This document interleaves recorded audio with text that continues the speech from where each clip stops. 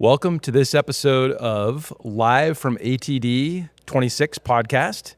My name is Sam Herring, and I'm the host of Being Intrepid. It's a podcast that shares practical insights from leaders who are shaping the future of learning and work. I also lead the Intrepid by VitalSource business. We're an applied learning platform that blends practice, collaboration, and personalized coaching at scale. I am thrilled to be joined by Karie Willyerd today. Karie, welcome. Well, thank you. Glad to be here. So I'm going to do a little humble brag with your bio. Okay. I've got there's a lot to share here. For those who are listening live and recorded, Karie is a legend in the learning space. Thank you. I'm just going to say it, and you'll understand why as I start to introduce her. Karie has served in the Chief Learning Officer role 6 times, including at Visa, where Karie was a customer. I had the privilege of working with Karie. Has led 2 organizations to the ATD #1 ranking. She's a successful entrepreneur. You created Jambox, which was sold to SuccessFactors, correct? Correct. Okay. Which was acquired by SAP immediately. So yeah. Yes. And that was a social learning platform. It is, yeah. And Early social learning platform. You were a vanguard. I called it the first. Yes. So a successful entrepreneur, best-selling author. You're a contributor at Training Magazine and at Harvard Business Review. Okay. You were the ATD's Distinguished Award winner in 2017. I was there cheering you on. Oh, were you? I was. I didn't know that. I was there. Awesome. Yep. And we were talking earlier, you are an advisor to multiple learning and technology firms today. Right. Okay. And I'm head of strategic engagements at GP Strategies. At GP Strategies. Yeah, which I'm here with. Yeah. Okay. So that's pretty amazing. So I think it's suffice it to say you're not the typical CLO. And not just because you've held the seat in 6 different organizations, but because when I think of you, Karie, I think of when we talk about running learning as a business, that's what you've done. You've done that at Sun, at Visa, certainly at SAP. Yeah. Yep. Because you've served not just employees, but the whole cycle, all the stakeholders, the customers and the partners. So you've got this perspective of what makes a great CLO.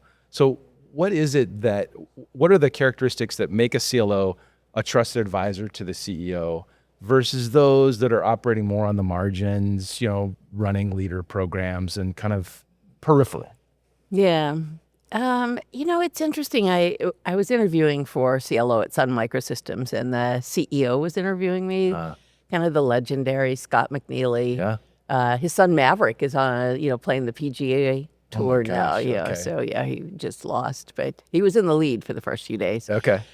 And so he's a character. And his interviewing techniques aren't the ordinary interviewing techniques. And he said, I'm thinking about 2 kinds of CLOs. One who really listens carefully to the customer inside us and then executes on what we're asking you to do. Mm-hmm. And then another one would be someone who's got their own thinking about what our organization needs and will help take us to the next level.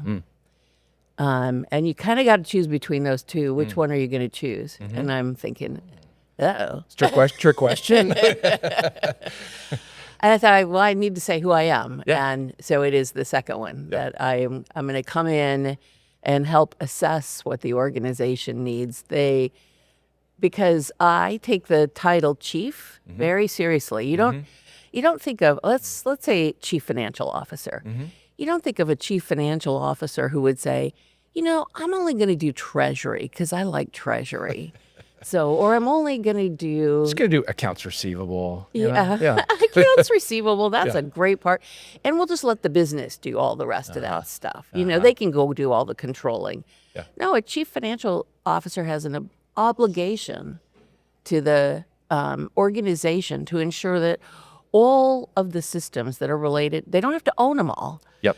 But they need to make sure that the company is and the organization are doing the best they can to ensure financial stability for the organization. So I meet a lot of CLOs who love leadership development, Right. and they love doing the soft skills. And I do too. Yeah. That's my favorite part. Yeah. But I take very seriously Yeah. all the rest of it. I kind of got my start in technical training, so Yeah. so I take very seriously what it's going to take to drive the business and Yeah. make the company, all the way back from the Peter Senge days, a learning organization. Well, I love that. And it makes me just think of you're operating as a CEO of learning and human performance, and you actually have been a CEO as Jambach. So it's very much the same. You can't sort of pick and choose when you're the CEO about what parts of the business you want to be accountable for. You're kind of accountable for the whole thing, right? So, well, I was CEO of a 13-person company, which was a chief everything officer. But you've also run a P&L at multiple organizations too. Yeah. So well, at Sun, I had about 1,500 people working for me, and about 1,000 of them were in. We're selling Java training, Solaris training around the world. Yep. So I've had the opportunity to sign human development agreements with the, Prime Minister of Malaysia. And, right. Traveled all over the world to ensure that not only companies but countries were developing their human capital capabilities. So Okay. yeah. Okay. Okay, so let's talk about you've been busy. You had a session here at ATD yesterday, and it was focused on preparing leaders for AI-driven change. Your premise is that traditional change management frameworks are outdated. They've hit their past due. So what makes leading change fundamentally different today? Well, when we think about it, AI really just burst on the scene a little over 3 years ago. And I mean, just kind of look at all the enormous change. It wasn't like when Facebook first came on the scene, it changed corporations that fast, whereas this change is unprecedented. And I think most people will agree with that. And all the change models really start from a basis. When you look at them in detail, you start here, where's the from? Yeah. And then do some project management and work in the middle, and then get to the to, and then, or like in the Lewin freeze model, in the Lewin change model, it is unfreeze, change, refreeze. And, or John Cotter's change model is, define the burning platform, and then you get to now freeze it into the culture, embed it into the culture. And, when the frontier of AI is changing daily, Continuous change. Yeah. there is no, we can't even envision the two. Right. So we've got to rethink these change models. It's not like, let's go set up our program office and report back weekly on our progress to the accomplished to state. Yeah. So what are the implications for leaders? Like, what are the key implications for leaders with that? Oh my God, there's so many implications for leaders, not just from the change, but from how things are working. I think one of the scariest ones when I say I was a 6-time CLO, one of those was a chief talent officer. So, I just kind of generally would say, Munge it together. That's right. Yeah. And so when I was a chief talent officer, you had to, you were looking at who you were going to hire, what leaders needed to be able to do, and so on. And right now, leaders are, they're in this state where they think of themselves as perhaps decision makers. People bring things to me, and I make decisions. That's who I am. That's part of my biggest value add. Yeah. But now I think it's going to be, Microsoft just announced a few weeks ago that they're aiming for having more AI agents than humans in the workforce. So now your decision making is going to be done with all of these AI agents as well, with so much complex data available to you. Yeah. It's not that we're going to come to you as a leader and say, hey, make a decision for me. It's going to be, how have you set up a decision architecture? That is going to pull all of these things to go together. So like from decision to decision architecture. But the change that I think is going to be the most difficult for us to work through is having been a chief talent officer. When you develop leaders, you move them around so they'll get, we'll go back to finance.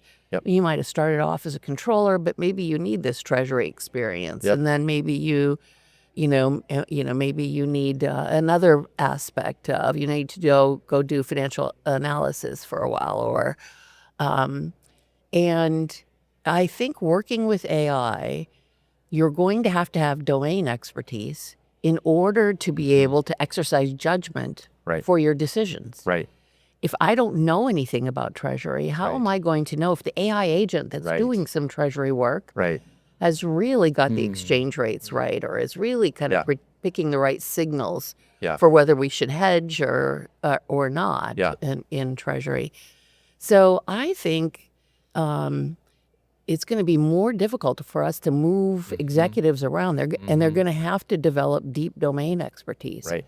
Right. I envision a lot more two-in-a-box scenario. So let's say you're the guy that's been in treasury and I've been in financial analysis. We might take turns in each other's boxes, or we might be in the same box together on both jobs, so that I can start to learn this new domain. I think we're going to have to do a lot more development around domain expertise. Otherwise, who knows what the AI agents are doing? You can't just call them in your office and say, "Hey, what'd you do this week?" It's working away, and hopefully not in a way that's not helpful. So I'm thinking of like the old models like GE, where they would move people around. They're building general management capabilities. What does that mean for general management, do you think? Yeah, I think we're going to have to do it by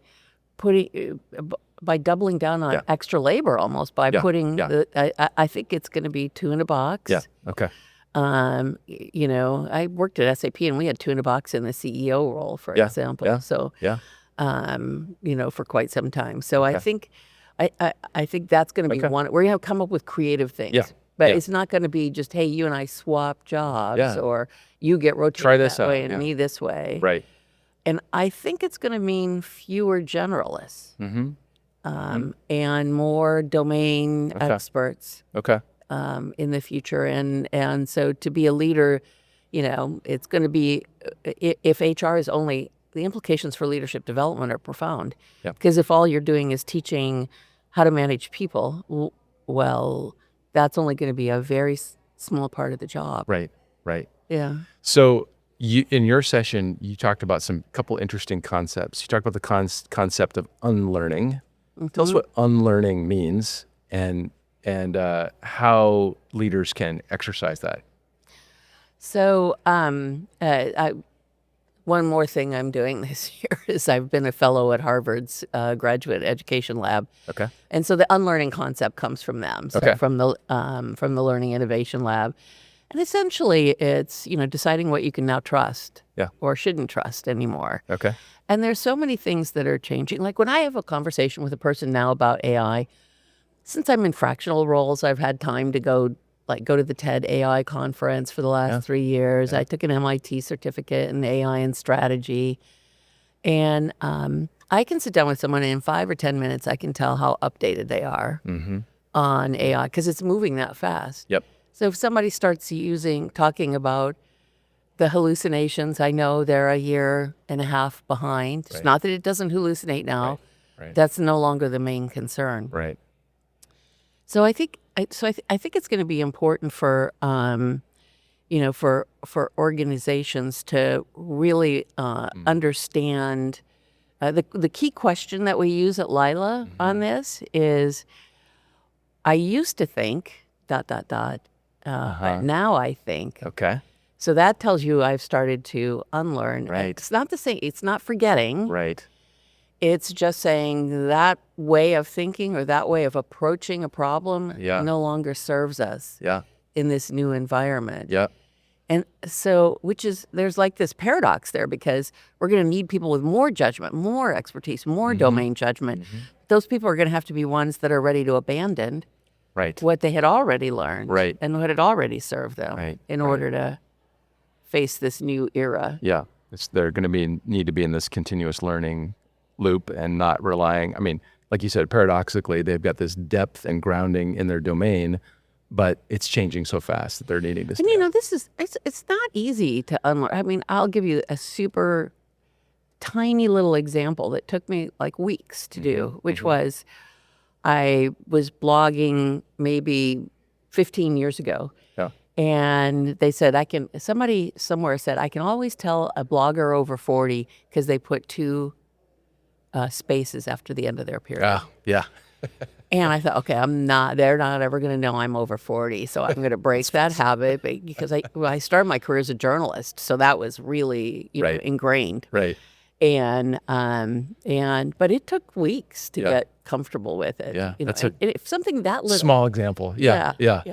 So, and then you had another model that you used in your session called a time simulator. Yeah. What is that? Yeah, a time simulator. Well, it's not only that we can't define the two. Yeah.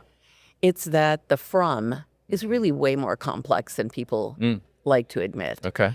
So you and I have been at many events together, and your experience of the event could have been very different than my experience of the event. Right. And so there's a lot of people who tend to, you know, if you think of time in three dimensions, there's the past, the present, and the future. There's a lot of people that in an organization are paying attention to the past, where we've come from, honoring who we are, ensuring we keep the culture that's made us successful, and we want to remain loyal in our promise to our customers. So that's not a bad perspective. Sure.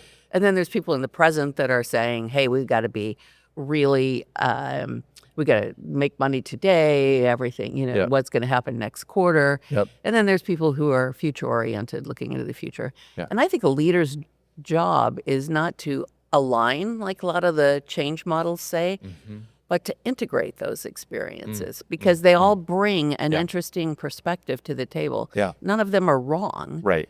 They're all right. So in a sense, we are, you know, we're having to be everything everywhere all at once. Right. Right. So the from is different from, you know, whoever it is in the room, and the change models just assumed, well, everybody knows what the from was. Right. But it's more complex than that. Yeah. And I think what I'm thinking of as a leader of our organization is I address those three areas of our business all the time, but maybe not consciously. And thinking about it more consciously is can be more strategic in how you're approaching that. So yeah, I think the word alignment as a leadership imperative is going to fade. Yeah. And it's going to be more about integration. Yeah. And so you can have these different perspectives. Yeah. But we have to integrate to be able to move forward. Yeah. So I'm not going to make you line up and sign the statement here that you understand what our new cultural perspectives are. Right. You know? Right. And I'm going to live those cultural Check perspectives. that box. Yes, Yeah. exactly. The 10 values. Yeah. Okay, so a lot of the conversations that I've heard over the last few days here at ATD, the AI conversations, have been about, I think what Megan Torrance has got this nice framework, and she calls it like zone 1, is like the productivity for learning professionals. How do you use AI to be more productive in your job, which is great. There's all kinds of value there. But what you're talking about is what Megan would call zone 3. It's a more strategic focus. It's helping leaders navigate how they're going to transform business strategies, workflows, et cetera, using AI. So question for you, what's the most important thing in that context that leaders should be doing that they're not today in terms of, you know, leading in this AI context? You know, I was thinking about that a lot in the preparation of the presentation, and of course, every consultant has to have a 2x2. Yes, of course. So I have a 2x2. High five.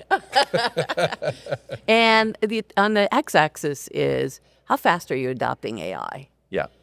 and on the y-axis is how fast is your organization learning. So what's your learning velocity? Okay.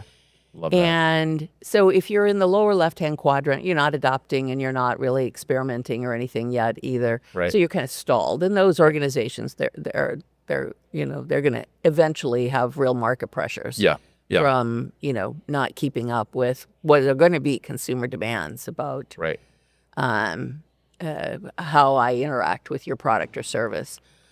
Or you could be a company that's like, because I'm out there consulting still, I've run into a lot of companies who have said, we're going to put 1,000 points of light out in the organization. And so that would be high experimentation. So learning velocity high. Yeah. That's not necessarily AI adoption at scale. Right. So, so that's a type of organization. And then maybe in the top right would be one that's integrated and has got it all. But I think the scariest position to be in is the lower right quadrant, where you're adopting AI quickly, but the organization isn't really learning; they're just implementing. And so, and that implementation leads to AI thinking and learning faster than humans. Yeah. So we're not building human capability at the right, and this human capability isn't about the tools of AI. 100%. It is how to work with AI. Yeah. So there are, lots of studies that are coming out from great researchers on, not should you be using this Claude version with this harness.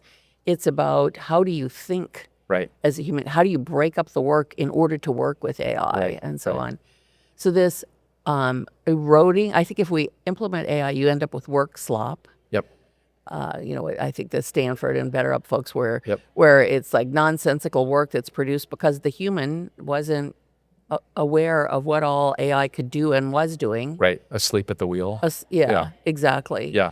But now imagine that at scale. If you've really implemented AI quickly, which would be a good measurement and a good productivity measurement for people to push for. Right. But if the humans are behind, that's a real danger zone. Right. So I think leaders need to pay attention to this emerging danger zone of if we don't build human capability at the speed of AI, I think we've got a real problem coming.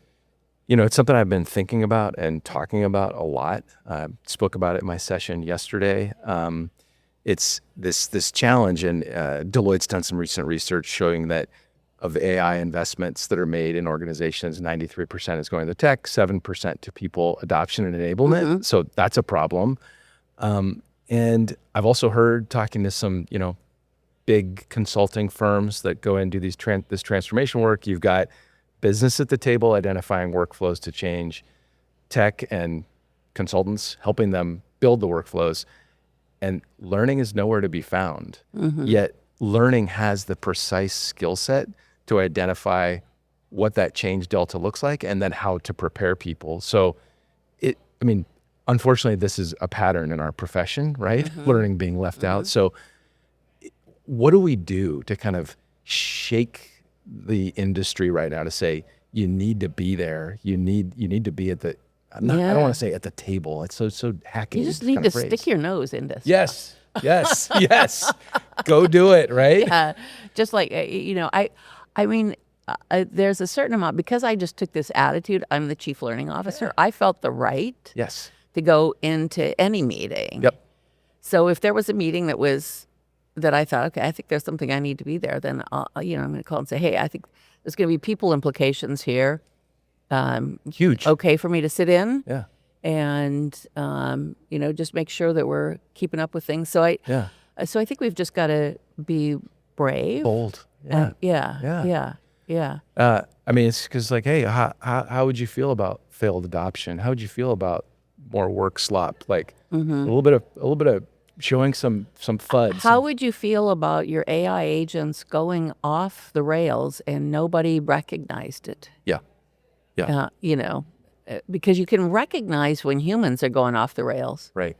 But the AI agents could have done so much damage in their off the rail work because nobody. I don't know. Have you been the victim of work slop yet? Oh yeah. You receive it from you kind of get someone who's created a deliverable. It shows you're like, what is this? Like, yeah. Did you read it? Yeah. I got an email, and it was summarizing a dinner that I'd hosted. And it said, and here's the sessions I spoke at, and I hope you enjoyed them. Yeah. And it listed, well, first off, it insulted me because it listed a man before me who wasn't even there. Oh my. And so, in both sessions. So it's like, I did those sessions. Yeah. That's my intellectual property. AI mansplaining to me, like, whatever, right? And then, and then we did this and we did that. And I said, this is, There's some really fascinating work. I don't know if you've read it about kind of the 3 ways that people are approaching working with AI, and that is that route that person took is called a completion route. So he's a completer. It's like, AI, here's my task, go do it, and I'll see you at the end. Yeah.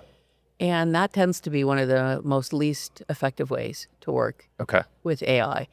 What they're calling cyborgs break up the work. Yep. So, and give AI tasks along the way and new researches, and they spar with it. Yeah. So they don't let it be, oh, Sam, Tell me the answer. you're so great. This was such a Groveling good AI. idea." Yeah. I'm so sycophantic The to obsequious you. AI, I Yeah, guess. Instead, you, Sam, would be saying, no, I want you to, that's not right. I want you to go back and think some more, think deeply on this. Right. And here's some other things I want you to get. So they break up the work. And then the third category are centaurs. This all comes from HBS. Yep. And they are keeping the strategy component to themselves and only letting AI do, Certain components of it. Yeah. So, things like that, you don't see that in curriculum that people are putting together. The curriculum is, how to write a good prompt, how to do context engineering, what is AI. I haven't even seen people put together courses on harnesses yet, but I'm sure those are coming. Yeah. But not like, how do you fundamentally shift how you think and work with with AI. Yeah. I think that's going to be really interesting and fundamental. Absolutely. All right, we're going to move to our lightning round. Oh, Okay. okay. So we're going to be quick, punchy questions, and you're going to give me your first responses. So, this one's a new one. I didn't put this one in the prep, but I thought of it today. So one thing most learning organizations do today that would not be missed if they stopped doing it. So if the tree falls in the woods, who cares? Whenever I've become a new chief learning officer, I've been the very first one. Yeah. So another CLO taught me this: find out what they're actually doing right now. So I would go in and that'd be my very first thing. Yeah. And then my very second thing is to go to the CEO and say, here's the top courses we're running now. Yeah. Does this look like your priorities? Uh-huh. And so in every case, we would take away, it's a very good course, but we would take away 7 Habits of Highly Effective People. Because you can go get that in the out in the ecosystem. You can sign up and take the course in that. The company doesn't need to be doing that. So I think there are a lot of things that people are interested in becoming better, but the learning organization is supposed to align where the business is headed with the, and I mean, I'm a 7 Habits facilitator. Sure. So I'm not You're not knocking that, right? No, I love their content. Right. But I don't think that should be the main focus of a learning function. And if it went away, I don't think it would be. Okay. It'd be missed because people will be driven to go take it anyways, or read the book, or do whatever. Yeah, they're gonna find it. So I think it's going to be true of a lot of the professional skills kinds of things, the things that we maybe like to focus on the most. Right. Yeah. I like that. Give the CEO the red pen. So a change management model that's met its past due expiration date. It's a little stinky when you smell it. Yeah. I used the Cotter's method for quite a while. So I'm going to use one that I'm going to use as an example, one that I used a lot. Sure. Because, it's one of these refreeze into culture. Yeah. He doesn't use the word freeze, but he says embed it in culture. And I think now our models, somebody's got to come up with a clever model that's much more dynamic. That is on your way to the two state changes. Yes. And it's not Continuous that you're trying loops. to continuous loops. Yeah. Okay. Yeah. One assumption that most leaders need to unlearn right now, but resist or won't. Let's see. I think I'm gonna pick that it's my job to make decisions as a leader, and instead, my job is to create a decision architecture. Okay. I'm gonna pick that one. Okay. So no more George W. Bush, I'm the decider. I mean, in an emergency and in a crisis, there's moments like that. But I'm talking about the everyday leader in an organization is going to need to rethink because the I might have 7. Let's say I've got 7 humans working for me. Those 7 humans might have 70 agents each working for them. Right.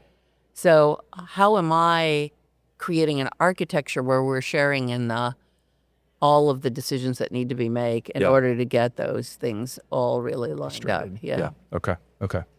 Awesome. This has been great. I made it past the lightning round? We're there. We're there. Okay. You passed. Nice Score. I can get my coffee. I didn't have my coffee. You were great for no caffeine. Yeah, okay. Next time, Sam, 9 o'clock, 10 o'clock, 8 o'clock is like, They threw this 8 o'clock at me, so I just had to adapt.